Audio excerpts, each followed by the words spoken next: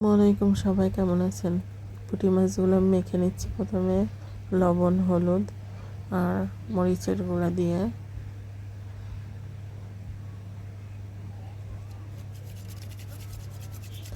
এরপরে মাছগুলো আমি ভাজবো।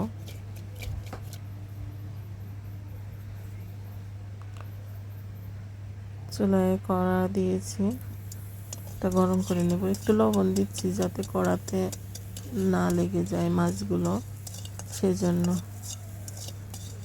লবণটা একটু ভেজে নিয়ে ফেলে দেব। এরপরে এতে তেল দিব।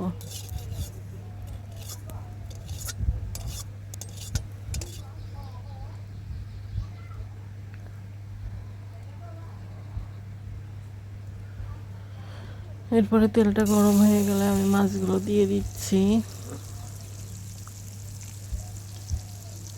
মাছগুলো দিয়ে দিয়েছি। এরপর এক পাশ হয়ে গেলে আর এক পাশ উল্টিয়ে দেব।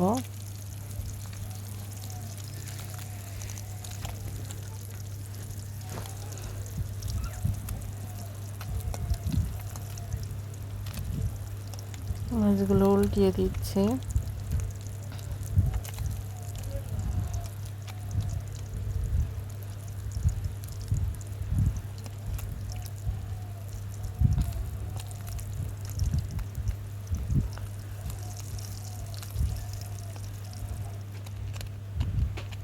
মাছ ভাজা হয়ে গেল, এবার উঠিয়ে নিব।